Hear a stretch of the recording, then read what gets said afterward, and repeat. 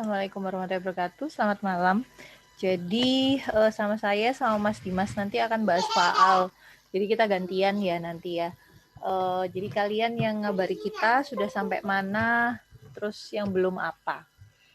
Cuman kalau nggak salah kemarin Mas Dimas sempat bilang sama saya sudah yang pendahuluan sama biolistrik.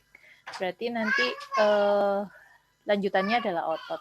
Cuman kalau misalkan kita mau bahas otot, kalian harus tahu prinsipnya dulu tentang yang namanya potensial aksi. Jadi potensial aksi itu adalah suatu keadaan di mana listrik di dalam tubuh kita itu mengalami peningkatan dan dia menyebabkan terjadinya eksitasi atau kalau di otot jadi kontraksi, kalau di neuron dia jadi konduksi. Jadi ada penyaluran informasi. Nah, potensial aksi ini terjadi hanya ketika listriknya itu mencapai nilai threshold. Mungkin kemarin waktu bahas biolistrik masih ingat ya, bahwa ada kompartemen cairan tubuh di mana cairan ekstrasel itu muatannya lebih positif dibandingkan cairan intrasel. Nah, karena cairan ekstrasel muatannya lebih positif, maka otomatis di membran kan yang memisahkan antara ekstrasel dengan intrasel. Nah, itu yang di membran itu akan terjadi potensial membran.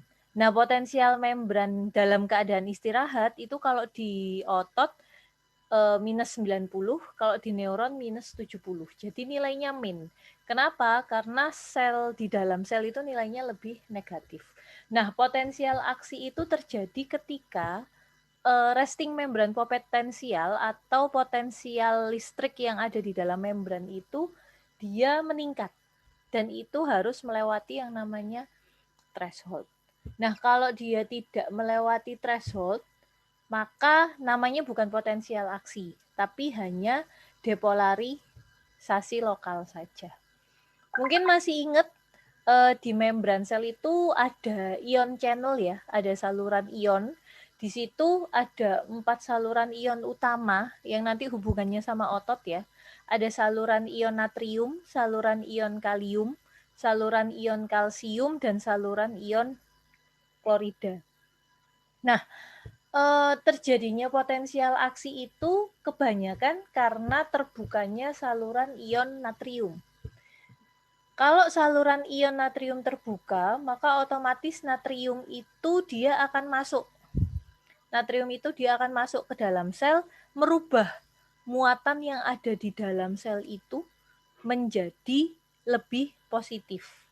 Nah, tergantung apakah nilai positif ini mencapai threshold ini apa tidak. Kalau dia mencapai threshold, maka otomatis akan terjadi potensial aksi. Kalau tidak mencapai threshold, maka yang terjadi hanya depolarisasi lokal. Nah, sebelum terjadi potensial aksi, itu nanti akan ada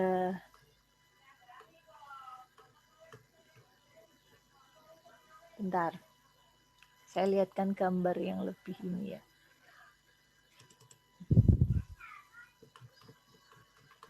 Nah, ini. Nah, jadi di potensial aksi itu ada 3 proses ya. Proses yang pertama itu adalah depolarisasi, yang kedua repolarisasi, yang ketiga adalah hiperpolarisasi. Mungkin masih ingat yang kemarin. Jadi kalau pada saat depolarisasi itu dia kurvanya naik. Ini. Kurvanya naik. Ini adalah depolarisasi. Nah, ini terjadi karena apa? Karena itu tadi. Jadi pada saat restingnya neuron itu kan minus 70. Resting membran potensialnya neuron minus 70. Ketika saluran Na membuka, maka Na akan masuk ke dalam sel, merubah muatan sel yang awalnya negatif menjadi positif. Nah, karena dia menjadi positif, maka dia akan naik ke atas kan? Semakin positif kan? Kalau semakin positif kan dia naik ke atas, mendekati 0. Nah, ini yang terjadi adalah depolarisasi. Nah, Potensial aksi baru akan terjadi ketika dia melewati yang namanya firing level ini tadi. Threshold, firing level, nilai ambang itu sama. Jadi ketika dia melewati ambang ini tadi, maka baru dia akan terjadi yang namanya potensial aksi atau overshoot. Nah, tapi ketika dia tidak sampai di firing level, jadi bukanya saluran NA itu cuma sampai sini aja, muatannya itu dia nggak sampai ke sini, minus 55 ini, terus dia nutup lagi saluran NA-nya, ya maka dia akan turun lagi ke bawah, sehingga dia tidak akan terjadi potensial aksi. Jadi pada saat depolarisasi itu ada natrium yang masuk, karena saluran natrium tadi terbuka, maka natriumnya akan masuk. Pada otot, khususnya pada otot, itu tidak hanya natrium sebenarnya yang masuk, tapi kalsium juga ikut masuk. Kalau pada neuron, natrium saja. Kalau pada otot, tidak hanya natrium, tapi kalsium juga ikut masuk. Repolarisasi itu adalah fase yang turun ke bawah. Nah, jadi setelah dia naik, terjadi potensial aksi. Potensial aksi itu, Dek, sebanyak apapun rangsangan listriknya, ketika dia sudah melewati firing level, maka jumlah potensial aksinya itu akan langsung maksimum. Walaupun nanti dia ditambah lagi listriknya, maka dia tidak akan bisa. Dia akan tetap batasannya ya sampai plus 30 ini, sampai maksimum ini tadi. Nah, karena tubuh kita, fisiologi itu, tubuh kita itu selalu menjaga keseimbangan ya, sehingga maka nanti ketika ada potensial aksi, maka tubuh kita akan mencoba. Potensial aksi kan tadi dia terjadi karena adanya perubahan muatan selnya tadi yang awalnya negatif menjadi positif ya. Nah, tubuh kita itu berusaha untuk mengembalikan lagi menjadi negatif. Nah, maka nanti NA-nya akan ditutup, saluran NA-nya akan ditutup, kemudian saluran K-nya yang akan dibuka. Jadi pada saat repolarisasi, yang terbuka itu adalah saluran K dan saluran CL. Saluran K terbuka karena K ini lebih banyak berada, jumlahnya lebih banyak di dalam sel, maka dia akan keluar. Sementara kalau CL jumlahnya lebih banyak di luar, maka dia akan masuk. Tapi kan CL ini muatannya negatif. Karena CL ini muatannya negatif, maka otomatis nanti dia akan membuat sel yang tadi setelah depolarisasi muatannya positif kembali lagi menjadi negatif. Sehingga dia akan turun. Nah, menjadi negatif kan? Nah, dia turun. Ini namanya adalah repolarisasi. Cuman sayangnya kebanyakan repolarisasi ini kebablasan, Dek. Yang harusnya dia berhenti pada nilai resting minus 70, itu dia masih tetap jalan. Sehingga dia over, kebanyakan turun ke bawah. Nah, turunnya yang ke bawah ini namanya nanti adalah hiperpolarisasi. Terjadi karena lambatnya saluran ion kalium ini untuk menutup. Jadi sampai melewati batas dari resting membran potensial. Yang seharusnya minus 70 sudah selesai, tapi dia buka terus sehingga nilainya muatan sel itu lebih kecil, lebih negatif daripada minus 70. Nah, itu namanya adalah hiperpolarisasi. Nah, itu potensial aksi. Ada pertanyaan dulu sampai sini?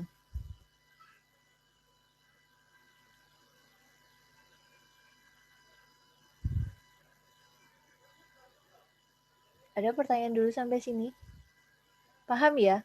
Karena ini nanti akan dipakai di saraf sama otot, tentang potensial aksi ini. Itulah kenapa kita jelaskan terlebih dahulu.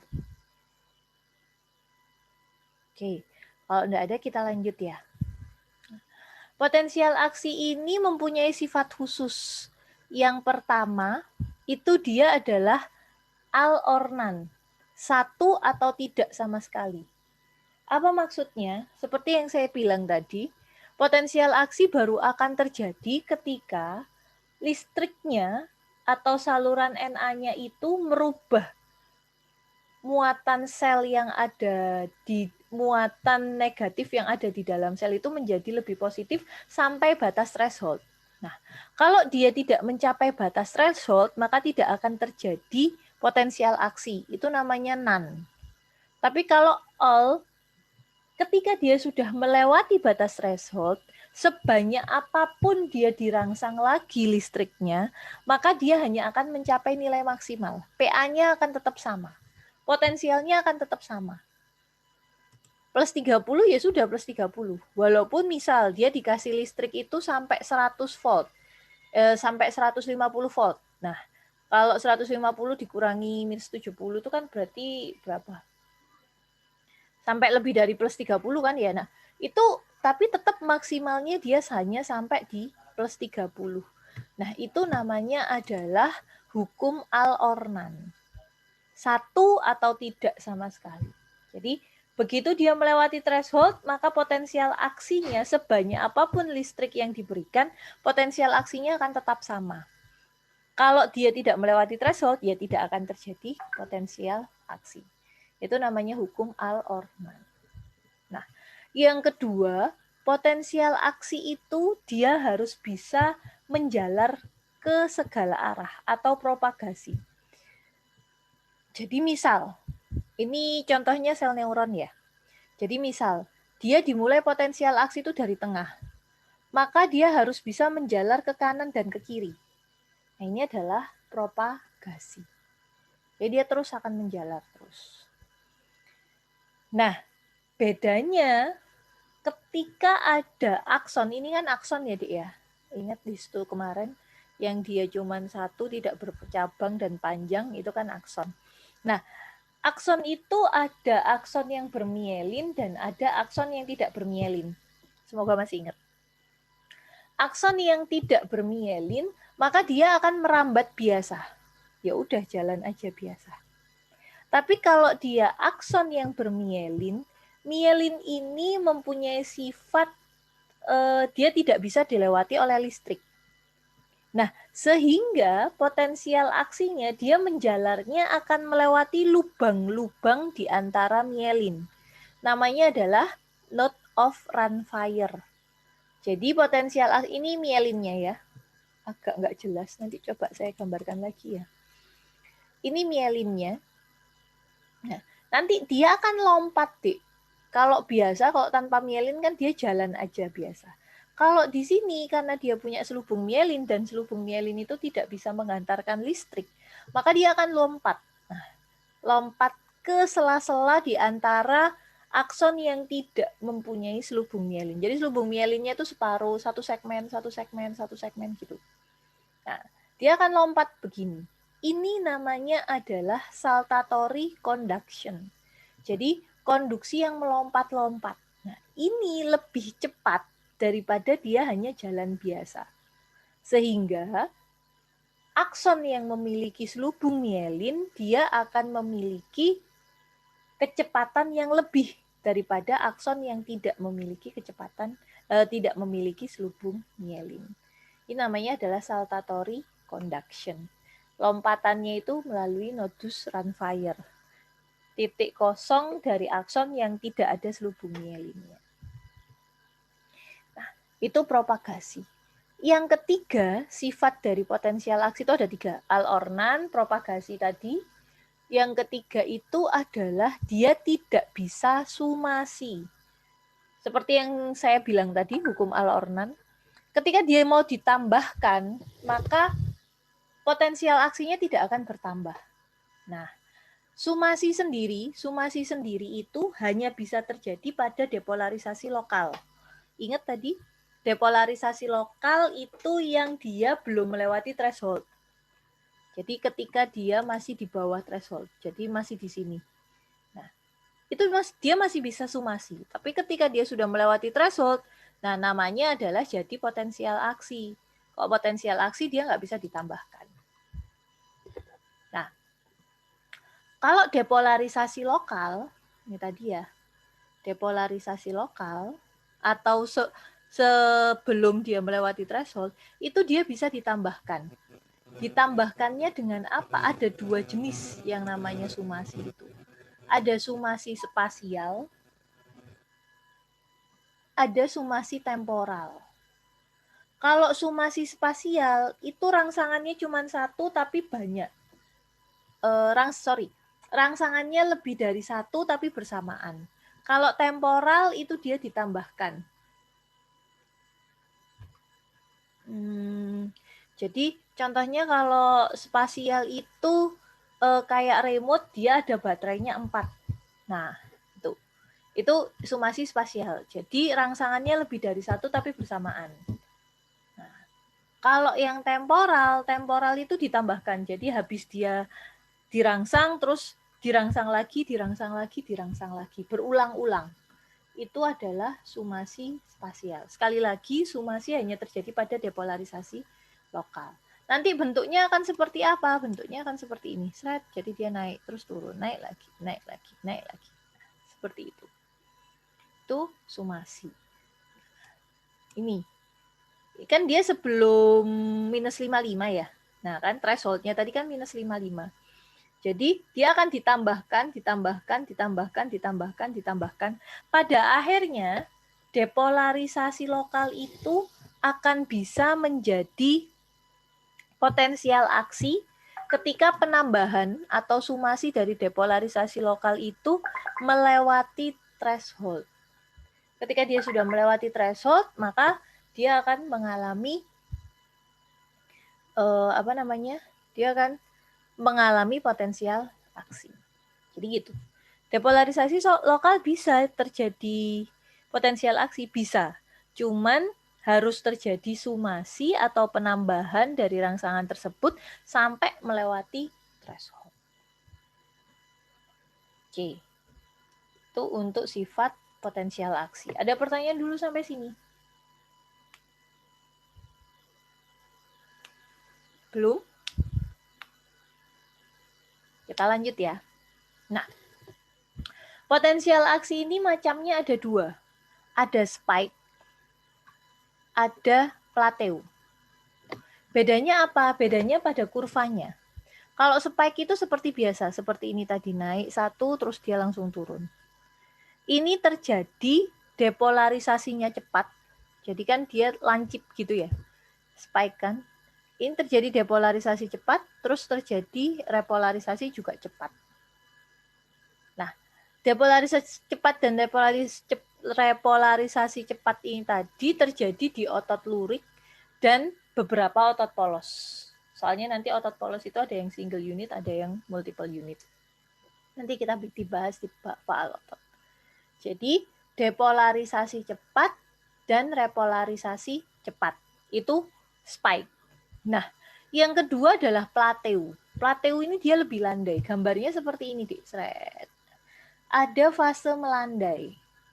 Di sini yang cepat itu adalah depolarisasi. Ini kan naik ya. Berarti dia cepat. Kemudian nanti pada saat repolarisasi dia akan melandai. Nah, berarti repolarisasinya akan lambat. Kenapa kok bisa seperti itu? Karena ternyata ada saluran CA yang ikut terbuka. Nah, tadi kan kalau di otot, tadi kan sudah sempat saya bilang, kalau di otot pada saat depolarisasi, saluran CA juga ikut masuk. Loh kan berarti harusnya pada saat depolarisasi, CA-nya sudah buka. Nah, iya. Tapi ternyata pada potensial aksi yang plateau ini tadi, itu dia punya 2 saluran CA. Ada saluran CA tipe lambat dan ada saluran CA tipe cepat. Saluran CA tipe cepat ini yang ikut buka pada saat depolarisasi ini tadi. Dia tetap ikut buka. Nah, yang tipe lambat, karena dia lambat ya, maka dia baru terbuka ketika repolarisasi. Sehingga yang seharusnya direpolarisasi ini yang terbuka itu adalah K sama CL. Di sini ada CA yang ikut buka. Terus arahnya bagaimana? Nah, Arahnya berarti K-nya keluar, berarti kan dia menjadi turun ya, muatannya menjadi turun. Cl-nya masuk, ketambahan muatan negatif berarti dia tambah turun juga, tapi ada Ca juga yang masuk. Arahnya Ca itu masuk ke sel, karena lebih banyak di ekstrasel. Ca-nya juga masuk. Nah, sehingga terjadi tarik ulur, sehingga repolarisasinya melambat. Jadi muatannya pada saat repolarisasi itu positif negatif gitu. Nah, sehingga dia menjadi lebih lama. Ini hanya terjadi pada otot jantung dan sebagian otot polos. Sehingga pada otot jantung repolarisasinya ini menjadi lebih lambat. Nah, sekali lagi, fase plateau terjadi karena repolarisasinya dia lebih lambat. Repolarisasi lebih lambat ini terjadi karena adanya pembukaan dari saluran Ca tipe lambat. Sehingga yang seharusnya pada saat repolarisasi muatan intrasel itu negatif, dia tetap menjadi positif karena ada Ca itu tadi. Nah, ketika dia sudah melewati titik sini, nah di sini itu si saluran Ca tadi mulai menutup, sehingga maka dia bisa turun ke bawah. Terjadi repolarisasi. Oke, ada pertanyaan dulu sampai sini?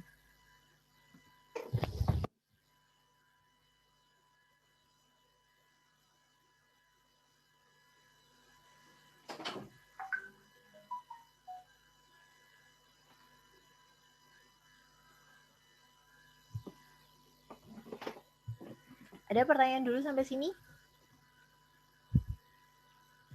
Gak ada? Oke. Nah, yang ketiga, potensial aksi yang ketiga itu adalah slower. Kalau slower ini hanya ada pada S anode dan AV node. Itu ada di jantung. Jadi dia pacemaker atau pembuat ritme dari jantung. Nanti dibahas di jantung ya. Itu tipenya slower, di mana kalau ini ada saluran Na tipe cepat, ada saluran Na tipe lambat. Jadi saluran Na-nya. Kalau di slower ini yang punya dua saluran itu adalah natriumnya. Jadi slower ini, S anode itu kan dia pusat listriknya jantung, pusat konduksinya jantung. Kenapa jantung kita, walaupun kita dalam keadaan tidur, tidak sadar ya, itu jantung kita masih tetap berdetak. Itu karena dia punya sumber listrik sendiri. Gampangnya dia punya genset sendiri, dia punya pembangkit listrik sendiri. Nah, pembangkit listriknya itu namanya adalah S anode dan AV node. Kenapa dia bisa punya pembangkit listrik sendiri? Itu ternyata karena ada saluran Na slow, di mana saluran Na slow ini tidak pernah menutup. Sehingga Na akan selalu masuk ke dalam. Kalau Na selalu masuk ke dalam, maka otomatis depolarisasi bisa terjadi. Bahkan potensial aksi bisa terjadi kalau dia bisa sampai melewati threshold itu tadi. Sehingga pada S anode dan AV node itu dia akan tetap memacu atau menghantarkan listrik terus-menerus. Ritmenya akan selalu ada. Karena ada saluran Na yang selalu buka ini tadi. Jadi ketika dia turun ya ke sini, tapi karena ada Na yang buka, maka dia nanti akan positif lagi. Muatan selnya, muatan intraselnya dia akan positif lagi, seret naik. Nah, ini adalah Na slow. Sehingga dia selalu terjadi potensial aksi tanpa perlu adanya rangsangan. Karena natriumnya selalu buka. Natriumnya selalu buka, otomatis dia akan selalu masuk ke dalam intrasel. Walaupun tidak sebanyak yang fast, tapi paling tidak akan selalu terjadi rangsangan listrik karena Na yang masuk ke dalam sel itu tadi. Ini hanya ada pada S anode dan AV node. S anode dan AV node itu di mana? Di jantung juga. Tapi hanya pada tempat-tempat tertentu. Oke. Ada pertanyaan dulu sampai sini? Kemarin sudah sempat dijelaskan tentang periode refraktor.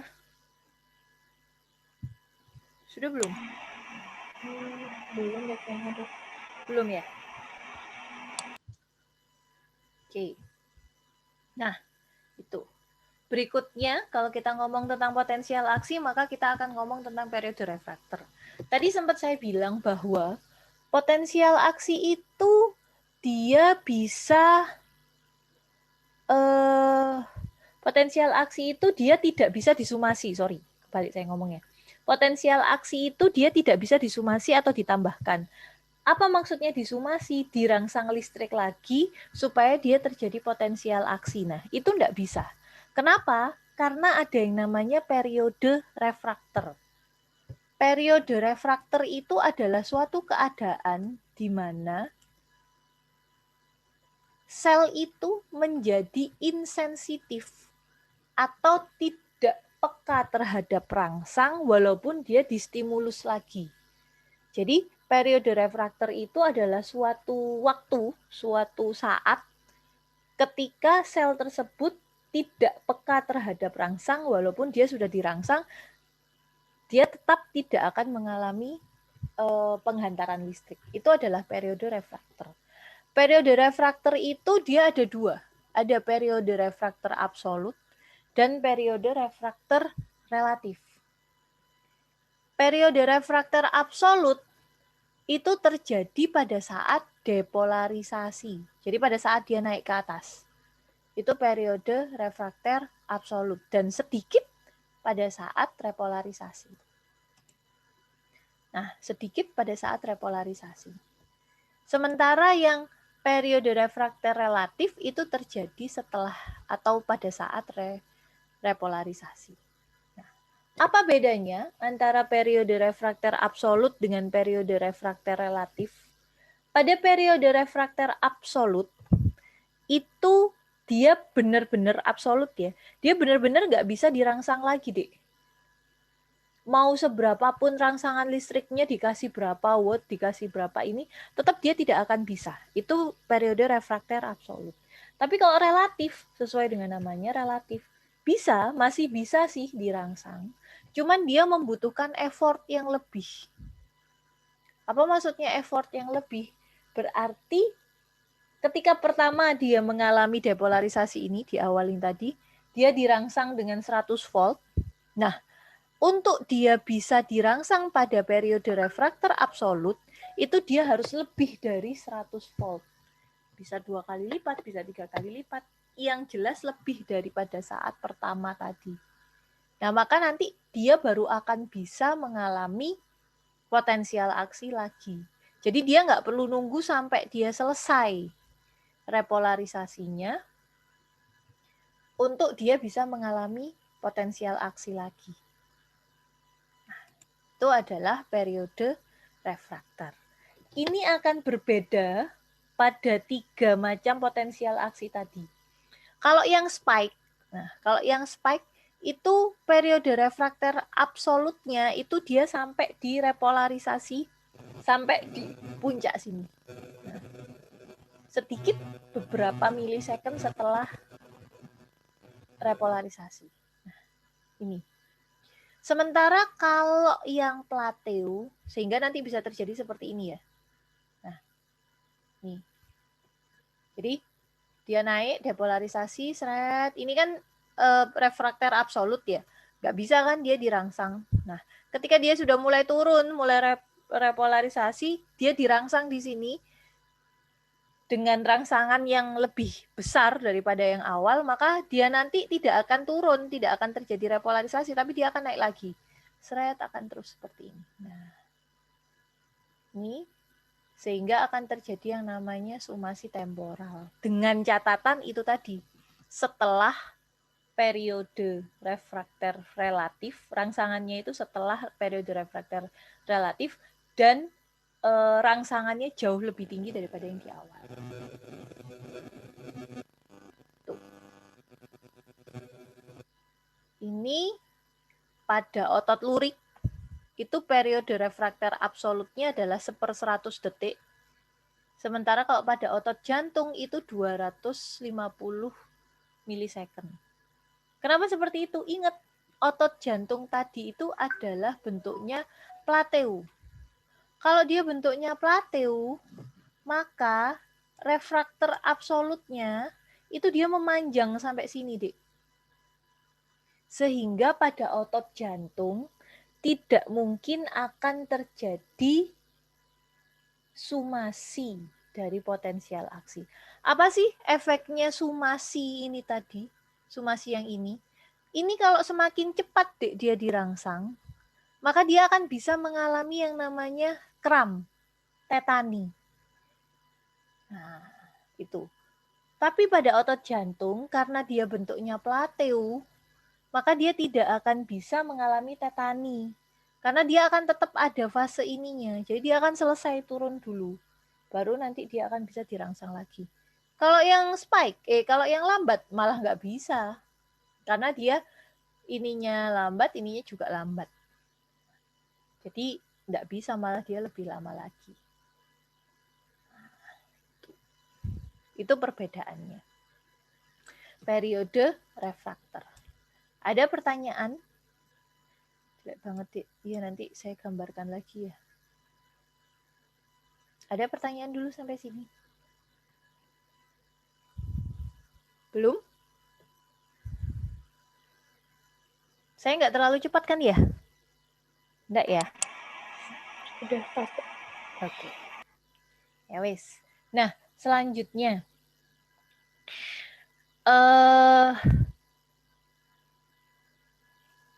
Otot sama neuron itu kan dia punya hubungan. Namanya neuromuscular junction. Jadi otot itu dia tidak bisa berkontraksi kalau dia tidak disuruh sama neuron. Gampangannya seperti itu. Karena dia harus disuruh oleh neuron untuk bisa kontraksi, maka harus ada hubungan antara neuron dengan otot, ya kan? Kan harus ada komunikasi antara dua itu. Nah, hubungannya itu namanya adalah neuromuscular junction. Mungkin masih ingat waktu histo kemarin. Jadi, hubungan antara atau sinaps, bahasa kerennya itu adalah sinaps. Sinaps antara neuron dengan muskulus atau otot. Itu namanya neuromuscular junction. Biasanya ini terjadi pada saraf motoris, ya kan? Nah, gambarnya seperti gimana? Gambarnya seperti ini. Kalau di sini ada nggak?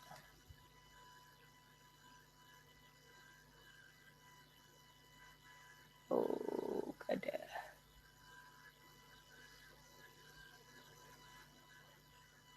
Nggak ada, oke. Nggak apa-apa. Ini adalah neuromuscular junction. Nah, di sini ini adalah bagian neuronnya. Ini bagian neuronnya. Ini bagian ototnya. Nah, ini proses awal sebelum kontraksi terjadi. Jadi kontraksi itu kan baru terjadi ketika ada perintah dari neuron. Nah, perintahnya itu bentuknya seperti ini. Pertama di neuromuscular junction itu kalian harus tahu ada 3 tempat, ada 3 daerah. Yaitu daerah presinap, batasannya sampai akson terminal ini. Ini kan akson terminal. Kemudian ini adalah celah sinap, daerah celah sinap. Dan ini adalah daerah postsinap. Ini yang presinap, ini celah sinap, ini postsinap. Nah, daerah presinap di sini ini adalah daerahnya neuron. Kalau postsinap ini adalah daerahnya otot. Nah, sebelum otot melakukan kontraksi, dia harus mendapat perintah dari neuron terlebih dahulu melalui neuromuscular junction. Perintahnya bagaimana jalannya, prosesnya seperti apa.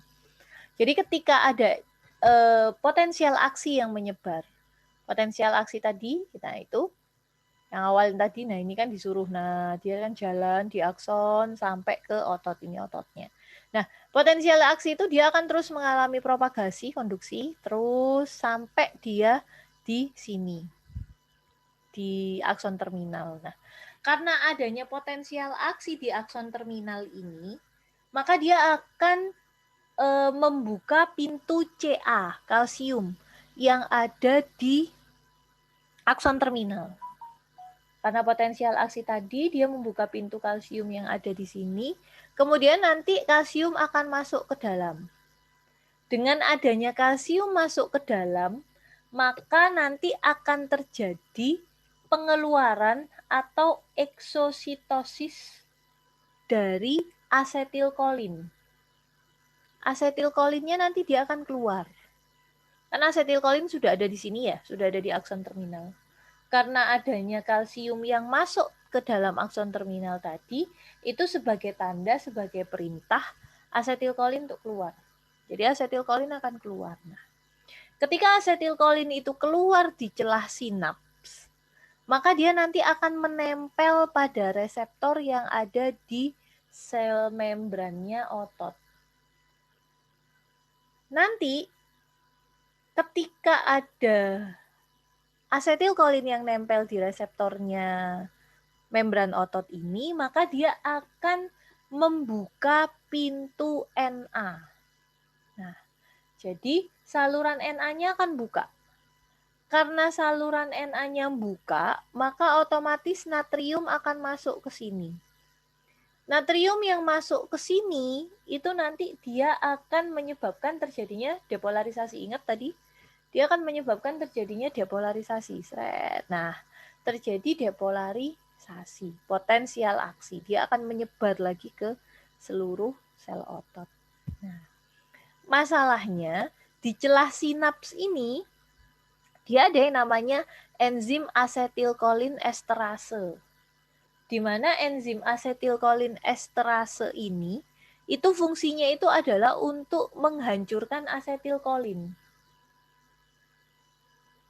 Karena dia disuruh untuk menghancurkan asetilkolin, maka potensial aksi yang di sini ini juga tidak akan lama. Jadi tidak akan terjadi terus-menerus. Kalau tidak terjadi terus-menerus berarti kan dia akan langsung terjadi repolarisasi kan, habis depolarisasi, repolarisasi. Nah itu enzim asetilkolin esterase. Apa sih efeknya kalau di otot itu terjadi depolarisasi? Seperti yang saya bilang tadi, kontraksi. Nah, supaya kontraksi itu tidak terjadi terus-menerus, maka asetilkolinnya harus segera didegradasi oleh enzim asetilkolin esterase. Nice to know aja, ada satu penyakit di mana terjadi kelainan pada enzim asetilkolin esterase. Jadi asetilkolin esterasenya meningkat. Ini autoimun, namanya adalah miastenia gravis. Sehingga kalau asetilkolin esterasenya meningkat, maka sel otot tidak akan mengalami depolarisasi, sehingga dia tidak bisa kontraksi. Kebanyakan pada mata. Kalau dia tidak bisa mengalami kontraksi kan, dia menjadi lumpuh, paralisis. Ini paling kelihatan pada mata. Jadi pada orang dengan miastenia gravis itu, kalau pagi hari itu dia bisa buka mata. Tapi semakin siang, semakin sore, matanya nutup sendiri. Bukan dia yang menutup, tapi memang karena otot palpebranya, masih ingat palpebra ya? Otot palpebranya itu dia lumpuh karena ada peningkatan asetilkolin esterase ini tadi. Nah, terapinya apa? Terapinya adalah anti asetilkolin esterase. Nice to know aja sih, tambahan aja. Itu untuk neuromuscular junction. Ada pertanyaan dulu sampai sini?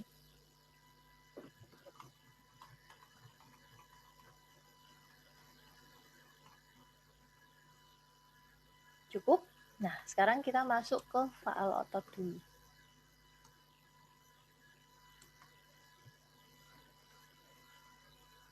Otot atau sistem muskuloskeletal. Sesuai dengan namanya, muskuloskeletal berarti dia terdiri dari muskulus sama skelet. Ada otot, ada rangka. Nah, yang menghubungkan antara otot sama rangka itu adalah sendi. Di mana di dalam sendi itu nanti akan ada yang namanya cairan sendi, ada yang namanya ligamen. Ligamen itu yang ngiket ya, meniskus, diskus, dan lain sebagainya. Kalian sudah sempat mempelajari di anatomi kemarin. Nah, Sistem muskuloskeletal ini tugas utamanya itu adalah untuk menggerakkan tubuh. Sehingga dia dikatakan sebagai sistem lokomotoris. Karena memang fungsinya untuk menggerakkan tubuh. Bagaimana cara tubuh bergerak? Itu bukan cuman tulang aja dan otot aja, Dik, tapi karena koordinasi dari dua-duanya. Karena ada otot yang berkontraksi dan dia menarik tulang, maka tulang tersebut akan bergerak. Kemudian tulang satunya nanti dia juga akan bergerak, sehingga akan mengalami pergerakan. Otot sama tulang. Jadi kalau tubuh itu isinya otot tok nggak ada tulang, ya nggak bisa gerak. Tulang tok nggak ada otot, ya harusnya juga nggak bisa gerak. Itu muskuloskeletal. Itulah kenapa dia dijadikan satu sistem. Nah, ini adalah muskulusnya. Sudah banyak belajar, mungkin sudah intoksikasi ya sama anatomi. Nah, sekarang kita bahas mulai dari otot dulu. Otot. Otot itu lumayan banyak ya. Lumayan banyak. Jadi terbanyak kedua mungkin setelah cairan tubuh. Jadi 40-50% itu adalah otot. Fungsinya terutama adalah pergerakan ya. Baik itu pergerakan bagian tubuh, terus bahkan dia juga membantu untuk pergerakan darah. Karena apa? Karena pembuluh darah itu juga ada otot polosnya kan? Ingat tunika apa itu yang ada otot polosnya? Tunika muscularis ya. Nah, itu juga karena ada kontraksi otot dari pembuluh darah, maka darah dia juga bisa bergerak. Jantung juga. Nah, jantung kan ada otot jantung. Nah, untuk bisa menjadi jantung tersebut menjadi pompa, dia juga butuh otot. Pergerakan limfe, di GIT juga pergerakan makanan. Makanan untuk bisa sampai bisa diserap oleh tubuh kita itu kan dia harus bergerak. Nggak bisa kan dia cuma di mulut aja, di esofagus aja, di lambung aja kan nggak bisa. Dia harus berjalan. Empedu, urin, semuanya. Itu adalah fungsi otot, terutama adalah pergerakan. Bahkan sampai pada saat kelahiran, bayi keluar itu juga karena otot. Otot apa? Otot uterus. Jadi yang mendorong bayi keluar itu kan salah satunya uterus. Nah, otot ini karena dia mempunyai fungsi pergerakan, maka dia mempunyai beberapa sifat yang khusus. Yang pertama, dia harus bisa kontraksi. Kontraktilitas. Dia mempunyai kemampuan untuk berkontraksi atau memendek. Jadi kontraksi itu terjadi pemendekan ya. Nah, pemendekan ini terjadi karena adanya dua filamen yang saling berhubungan, yaitu aktin sama miosin, filamen tebal dan filamen tipis. Itu sifat otot yang pertama. Dikatakan dia otot berarti dia harus bisa kontraksi. Yang kedua, dia harus peka terhadap rangsang. Jadi, otot itu harus mempunyai sifat eksitabilitas. Kemampuan otot untuk dirangsang, memberikan respon terhadap stimulus. Jadi, ketika ada rangsangan, dia akan langsung berespon. Nah, itu sifat otot, eksitabilitas. Yang ketiga adalah ekstensibilitas, untuk meregang. Jadi, dia nggak hanya bisa memendek saja, tapi dia juga harus bisa meregang. Supaya apa? Supaya terjadi pergerakan itu tadi. Jadi kalau dia cuma kontraksi saja kan dia stuck, berhenti. Tapi ketika dia bisa memendek dan bisa meregang, maka dia akan bisa menggerakkan bagian-bagian tubuh kita. Yang terakhir, dia harus elastis. Dia harus bisa kembali ke panjangnya semula. Jadi bukannya malah molor, tapi dia harus kembali elastis, tetap elastis. Oke. Ini adalah sifat khas otot. Kontraktilitas, eksitabilitas, ekstensibilitas, dan elastisitas. Dia bisa berkontraksi, peka terhadap rangsang, bisa diregang, dan kembali ke bentuk semula. Nah, ada 3 tipe otot. Ada otot lurik, ada otot jantung, ada otot polos. Otot lurik sesuai dengan namanya, dia ada garis-garisnya. Garis-garis ini terbentuk karena adanya filamin aktin dan miosin tadi yang tersusun secara teratur. Begitu juga di otot jantung. Otot jantung itu sama, dia juga lurik sebenarnya. Cuman dia bercabang. Dan intinya cuma satu. Masih ingat histo kemarin? Dan intinya cuma satu. Kalau otot skelet kan intinya banyak. Kalau ini cuma satu bercabang, tapi dia juga lurik. Kalau otot polos ini dia lebih tidak teratur.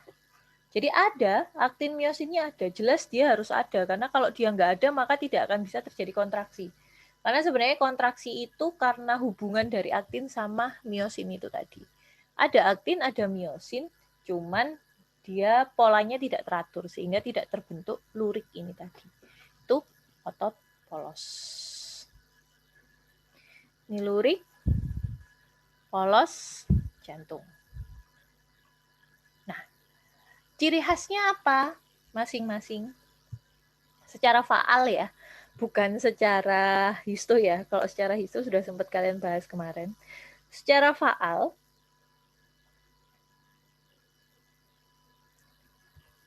otot skelet itu dia silindris. Jadi selnya itu adalah sel silindris, nukleusnya banyak, multinuklei, terus dia lurik, dan yang paling penting volunter.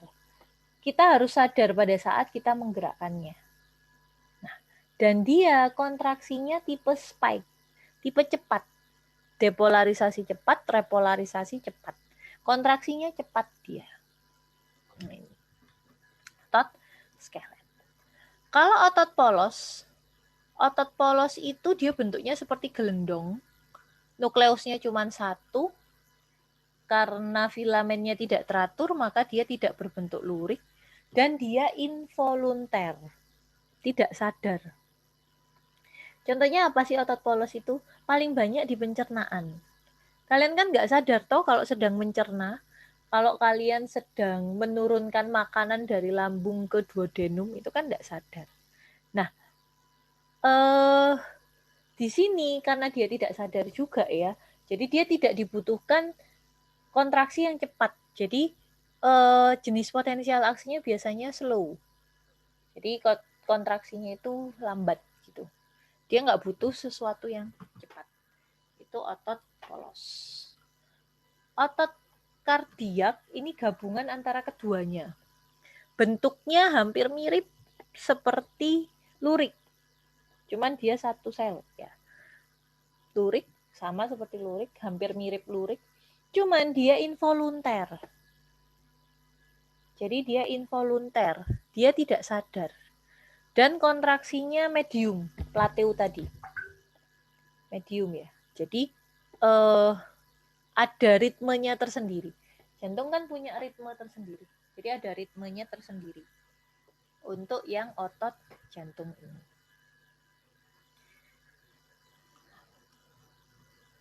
Ini ya tadi ya, karakter dasar otot tadi kontraktil, excitable. Itu penting.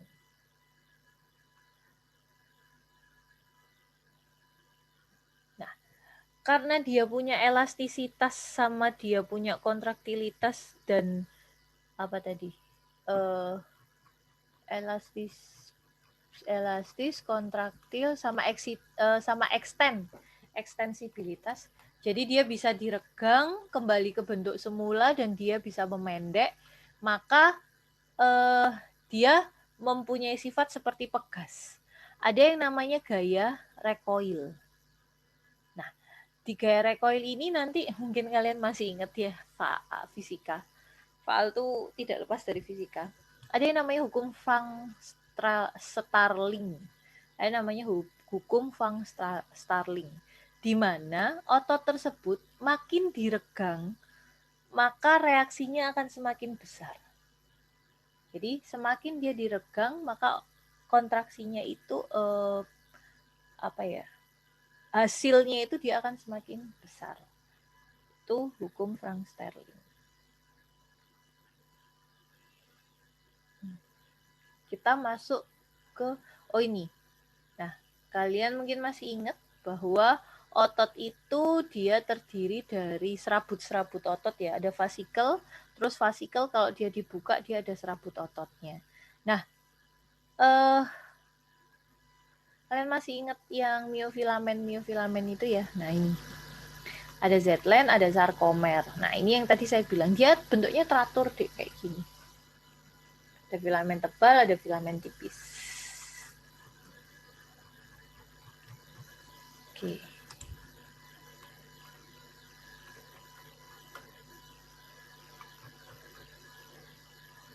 Nah ini. Kita masuk ke kontraksi ya. Kita masuk ke kontraksi. Jadi kontraksi otot itu nanti sebenarnya antara lurik sama kardiak hampir sama ya. Lurik sama kardiak nanti hampir sama, bedanya cuman yang di saluran CA tadi yang dia mengakibatkan efek plateau tadi. Tapi kurang lebihnya dia hampir sama. Yang berbeda nanti yang otot polos. Nah, jadi pada otot lurik itu nanti kalau misalkan di di belah-belah kecil-kecil kayak gini, itu nanti akan terlihat bentukan seperti ini. Ini adalah satu sarkomer. Sarkomer itu apa? Sarkomer itu adalah unit fungsional terkecil dari otot, dari serabut otot yang dia bisa berkontraksi. Jadi yang bisa berkontraksi itu adalah sarkomer. Kalau Z-dis saja, aktin saja, atau miosin saja itu dia nggak bisa kontraksi. Tapi kalau sudah membentuk suatu bentukan namanya sarkomer, maka dia nanti baru bisa berkontraksi. Jadi sarkomer itu adalah apa yang ada di antara dua Z-dis.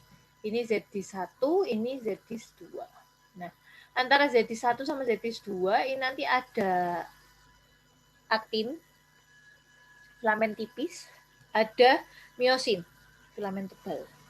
Nah, aktin sama miosin ini dia nanti akan nempel pada Z-dis.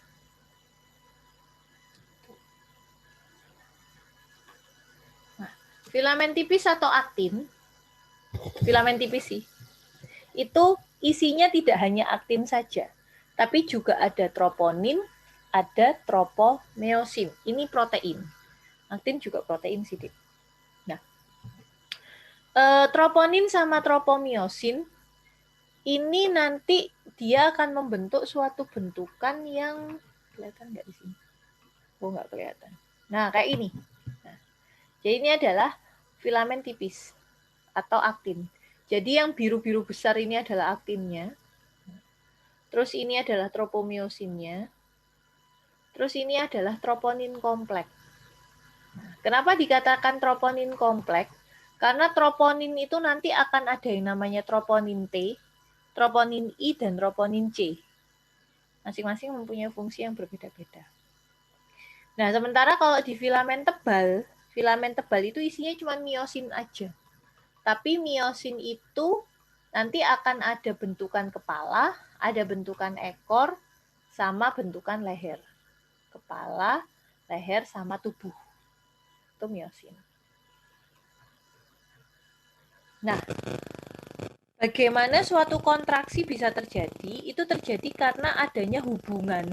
Jadi perlekatan antara aktif site atau suatu tempat yang ada di dalam aktin itu ditempeli oleh miosin, kepala miosin. Itulah kenapa miosin harus punya kepala. Nah, ditempeli oleh kepala miosin. Jadi bentukannya akan seperti ini. Nah, ini. Jadi ada bagian aktin, aktif site aktin yang dia akan ditempeli oleh kepala miosin. Itu kontraksi. Nah, sekarang kita masuk ke sini.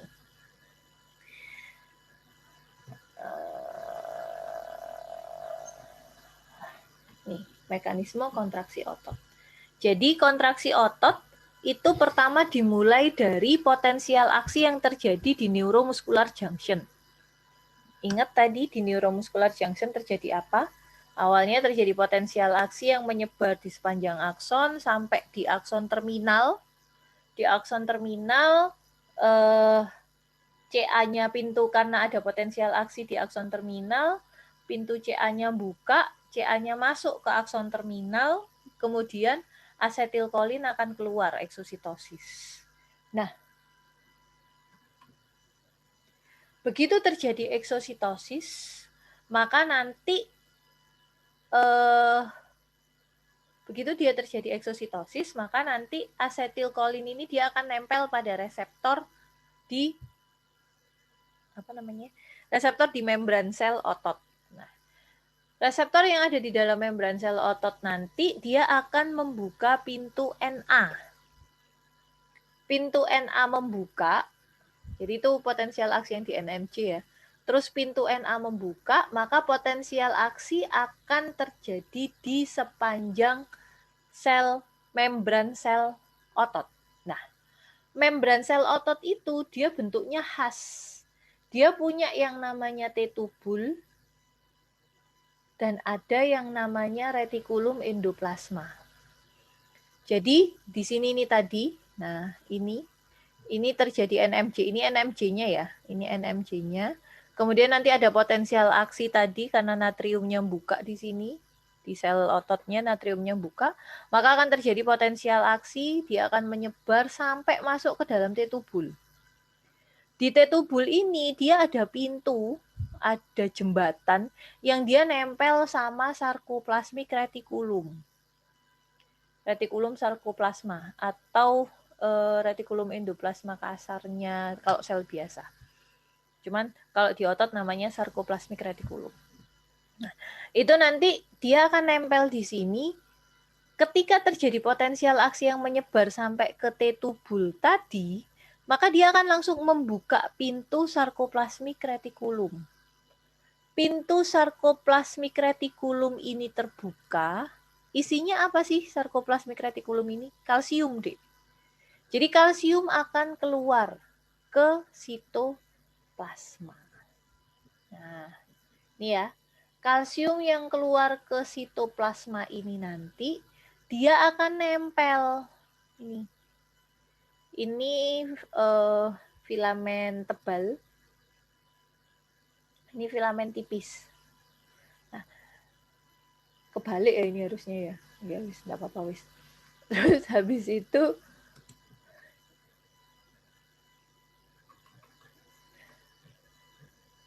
di sini juga gambarnya nggak terlalu jelas sih.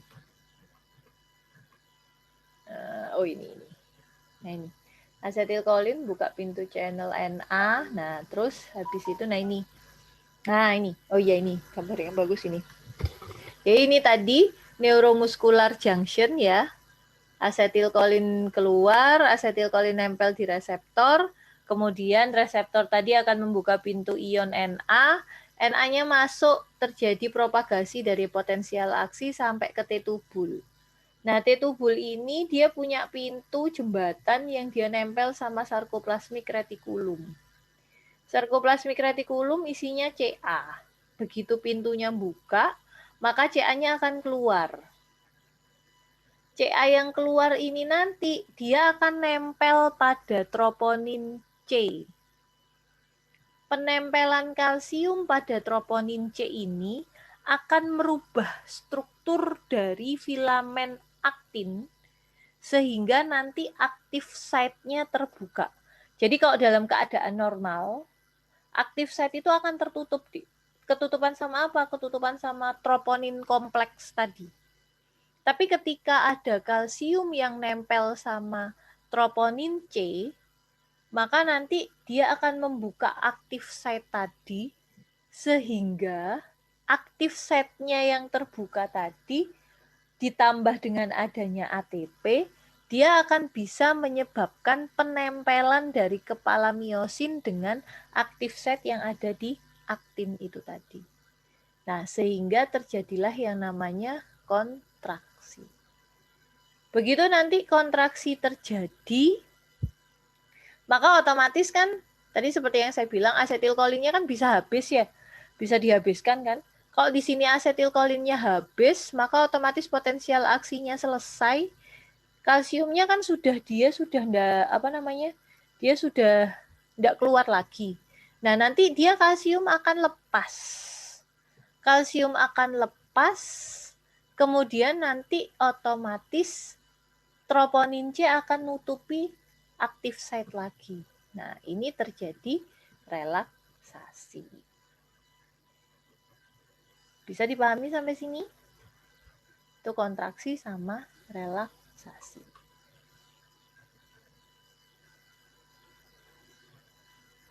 Intinya di situ sih, tuh kan. Sampai sini.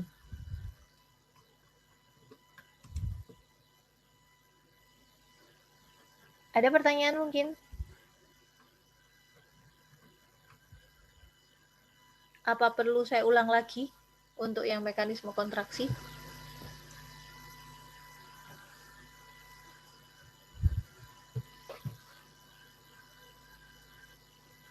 Ada pertanyaan? Paham nggak, Dek? Saya takutnya kalian nggak paham, karena ini sering sekali ditanyakan nanti, mekanisme kontraksi.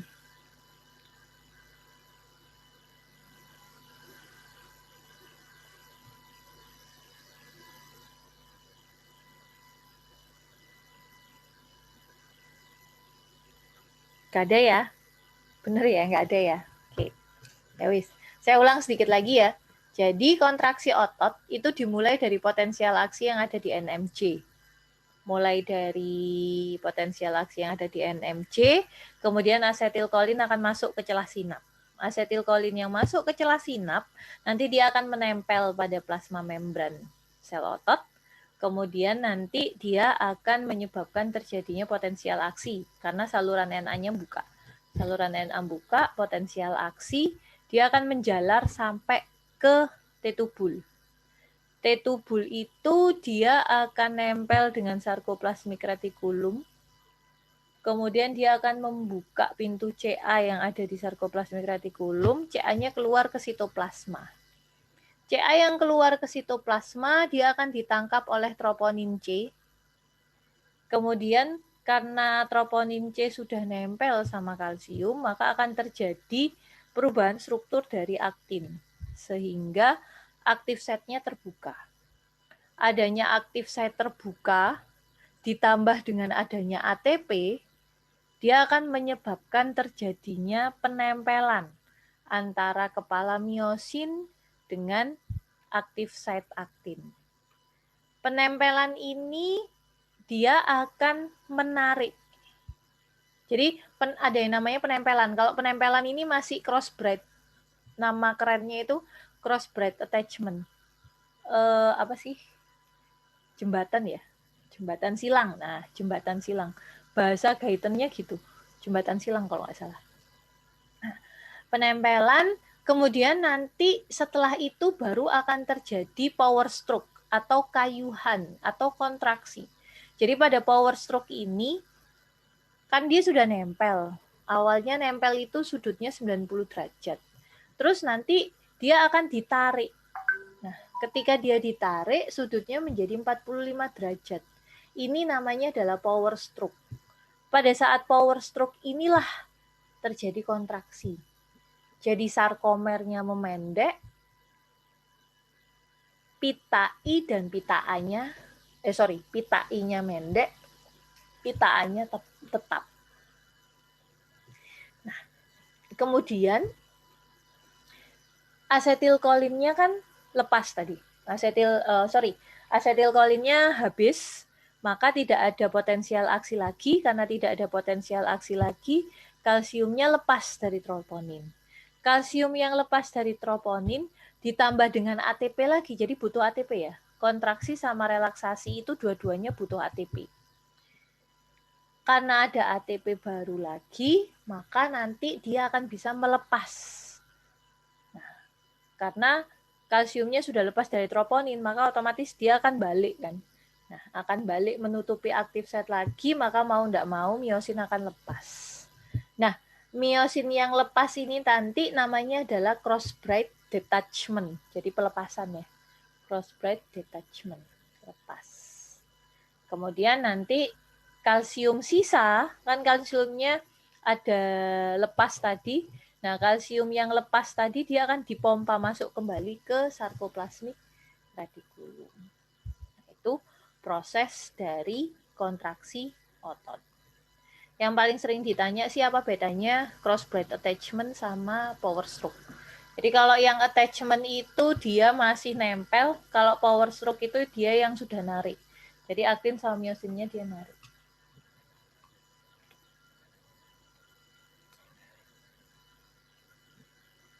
Ada pertanyaan?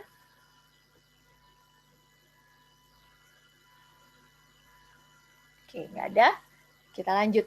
Nah, kontraksi otot ini nanti akan ada macam-macam. Jadi kontraksi biasa, bisa juga nanti akan terjadi kram. Nah, pernah nggak kalian olahraga, terus habis itu kalian kram? Renang lah biasanya. Saya sih. Renang terus kalian kram. Nah, itu terjadi karena kurang ATP. Seperti yang saya bilang tadi, bahwa kontraksi sama relaksasi dua-duanya butuh ATP.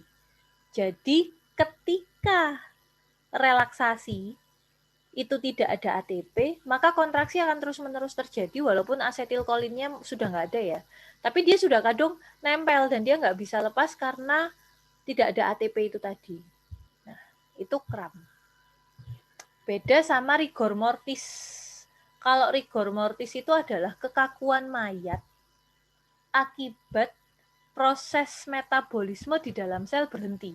Pada orang meninggal, itu kan proses metabolismenya otomatis langsung mati. Berhenti kan? Nah, itulah kenapa kaku mayat itu terjadi beberapa jam, 2 jam kurang lebih sekitar. Oh, salah, 4-24 jam. Jadi kaku mayat itu terjadi 4-24 jam setelah kematian. Nah, pada saat itu kan tidak ada ATP sama sekali. Nah, sehingga aktin sama myosinnya tidak bisa lepas. Tapi kan setelah itu, setelah 24 jam, mayatnya lemes ya. Kalau kalian mau masuk forensik itu kalian bisa salah satunya menyimpulkan ini sudah mati berapa lama itu dengan kaku mayat ini tadi. Nah, setelah 24 jam, kok tiba-tiba aktin sama myosinnya lepas? Itu bukan karena ATP, Dek. Tapi karena adanya enzim lisosim yang menghancurkan aktin sama myosin tadi. Sehingga dia bisa lepas relaksasi. Bukan relaksasi sih, tapi ya lepas aja antara aktin sama myosinnya sehingga dia sudah nggak kaku lagi. Itu rigor mortis. Nah,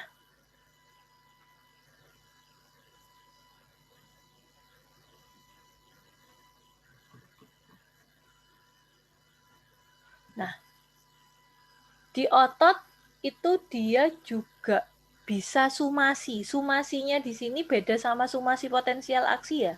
Sumasi di sini maksudnya itu adalah pertambahan kekuatan otot. Jadi kekuatan ototnya bisa nambah tergantung pada rangsangannya. Jadi ada yang namanya rangsangan subliminal, liminal, supraliminal, maksimal, sama supramaksimal. Apa bedanya? Rangsangan subliminal itu rangsangan di bawah threshold. Terjadinya nanti depolarisasi lokal. Tidak terjadi kontraksi kan. Nah, itu. Kalau liminal itu sama dengan threshold. Nah, nanti potensial aksinya akan tercapai. Nah, kalau supraliminal itu lebih dari threshold. Tetap terjadi potensial aksi, tapi biasanya kontraksinya lebih kuat. Apa maksudnya kontraksinya? Dia dikasih beban lebih itu dia bisa. Itu supraliminal. Kalau maksimal itu sudah batasnya. Jadi kalaupun dia dikasih rangsangan lagi dengan harapan supaya dia bisa nambah beban, itu sudah nggak bisa. Itu sudah maksimal. Jadi kontraksinya maksimal sudah. Itu rangsangan minimal yang menimbulkan kontraksi maksimal. Itu rangsangan maksimal. Kalau rangsangan supramaksimal, rangsangannya lebih daripada maksimal, tapi kontraksinya akan tetap sama seperti maksimal. Ini penting buat praktikum sih nanti. Jadi kalian akan melihat teorinya di praktikum biasanya. Rangsangan supraliminal, liminal, subliminal, maksimal, sama supramaksimal. Terus otot itu juga bisa capek. Nah, ini terjadi ketika ATP-nya turun. Bisa juga bedakan ya antara kalau otot capek ini berarti dikasih rangsangan itu dia masih tetap tidak bisa kontraksi. Nah, itu biasanya terjadi karena penumpukan asam laktat atau karena asetilkolinnya kurang.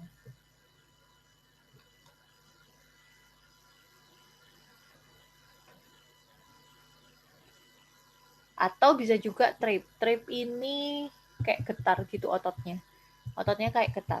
Karena kontraksi otot yang semakin lama semakin meningkat dikarenakan adanya rangsangan yang berulang. Sehingga fase relaksasi tidak lengkap. Nah, nih, dia naik terus. Jadi kalsium intraselnya itu dia meningkat terus. Sampai akhirnya masuk ke tetani. Kalau tetani ini adalah kontraksi tanpa relaksasi. Nih, ini tetani. Kalau ini masih trip, berjenjang, bergerigi. Ini tetani, sudah benar-benar kram, sakit sekali kalau tetani. Itu untuk otot lurik. Ada pertanyaan?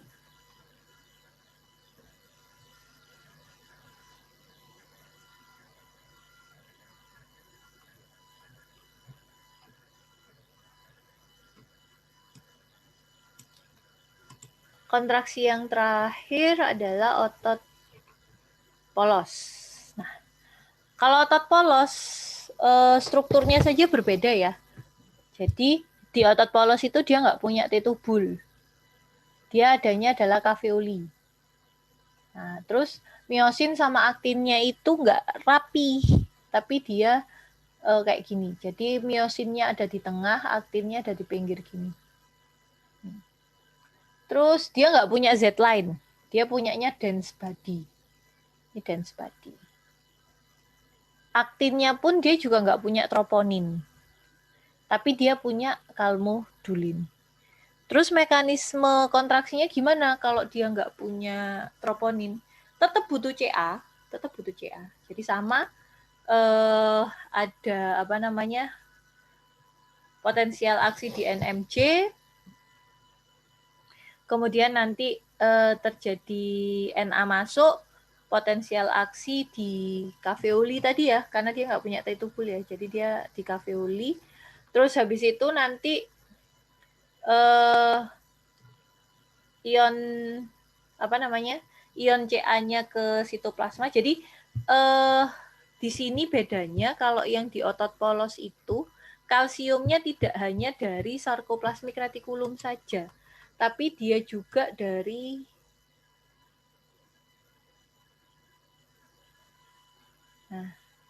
dia juga dari luar.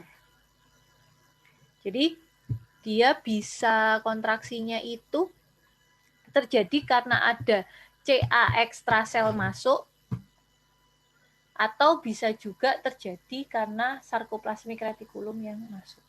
Jadi sarkoplasmik retikulum yang terbuka tadi. Jadi CA-nya masuk, CA-nya akan berikatan sama kalmodulin. Kemudian ikatan antara kalmodulin sama kalsium ini akan mengaktifkan suatu enzim, Dek. Jadi dia pakainya pakai enzim. Kalau tadi kan dia langsung nempel di troponin. Nah, kalau ini enggak. Nah, dia pakai enzim, nama enzimnya itu adalah myosin light chain kinase, MLCK. Nah, nanti enzimnya akan aktif. Nah, enzim yang aktif ini dia nanti akan mengikatkan antara aktin sama myosin sehingga terjadi kontraksi. Sudah, gitu aja. Jadi enggak ribet. Terus kalau bedanya sama otot jantung hampir sama seperti lurik. Cuman dia juga dari dua-duanya. Jadi ion kalsiumnya itu, maaf Dik, saya salah. Kalau otot polos itu ion kalsiumnya hanya dari luar. Kalau otot jantung ion kalsiumnya dari luar sama dari dalam. Kalau otot lurik ion kalsiumnya dari dalam. Nah, itu bedanya. Jadi kontraksinya kurang lebih sama seperti tadi, ada NMJ, kemudian CA-nya nanti masuk juga. Ini sama seperti yang tadi, terus dia nempel sama apa namanya, troponin C, ini sama, semuanya sama. Cuman bedanya adalah dia ditambahkan kalsium dari luar, sehingga kontraksinya menjadi lebih kuat. Kalau ada kalsium dari luar kan kontraksinya menjadi lebih kuat pada otot jantung. Oke. Ada pertanyaan, Dik? Nah ini, eksitasi kontraksi. Nah ini, jadi dia langsung ada kalsium dari luar,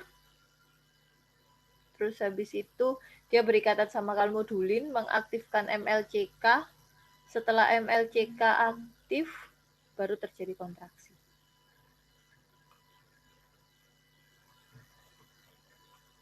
Ada pertanyaan, Dek?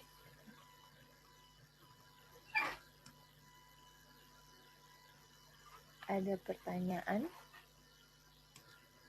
Ini yang harus kalian hafalkan itu adalah slide ini. Ini harus hafal. Jadi bentukannya seperti apa, aktin miosinnya seperti apa, terus apa namanya, sumber kalsiumnya dari mana. Itu harus hafal. Rekrutmen ini tambahan tadi, tambahan beban tadi. Jadi dia bisa dirangsang lagi nggak dengan rangsangan yang subliminal, supraliminal tadi. Kalau otot skelet bisa, kalau otot polos yang multi unit juga bisa. Kalau jantung sama otot polos single unit nggak bisa. Oh iya, apa bedanya otot polos single unit sama multi unit? Jadi gini. Nah ini otot polos ya. Otot polos tuh bentuknya seperti ini. Jadi secara umum dia ada dua tipe. Ada single unit, ada multi unit. Kalau single unit itu bedanya adalah inervasinya itu nggak perlu pada tiap sel. Jadi cukup satu, dia bisa untuk hampir seluruh sel. Nah, karena dia bisa pakai gap junction. Nah, kalau yang multi unit itu satu sel, satu motor unit. Inervasinya itu. Jadi, satu sel, satu neuromuscular junction. Itu kalau multi unit. Contohnya kalau multi unit itu ada di ciliaris sama erector pili. Kalau yang single unit itu di GI. Jadi GI itu cukup satu inervasi, maka seluruhnya dia bisa langsung jalan. Itu bedanya antara single sama multiple.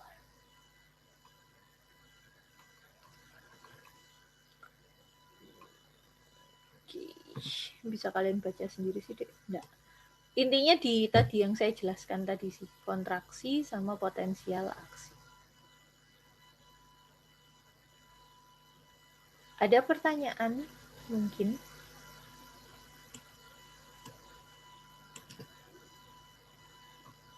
Tadi kelainan-kelainannya tadi.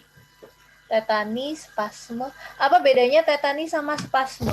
Kalau tetani itu benar-benar tidak bisa kontraksi dalam waktu lama. Kalau spasme itu masih ada ATP-nya sedikit, jadi dia relaksasi sedikit tapi balik lagi. Kalau muscle cramp hampir sama seperti tetani sih, Dek. Muscle cramp itu. Cuman dia masih localized, jadi masih di satu tempat saja.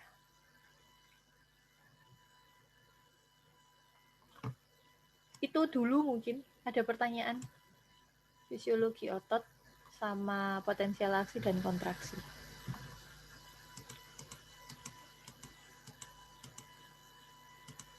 Nanti bisa kalian baca-baca.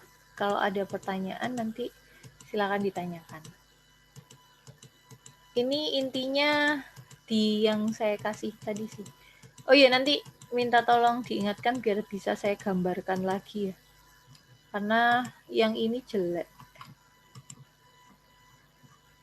Nanti saya bikinkan lagi yang lebih bagus. Saya belum sempat masukkan ke PPT soalnya.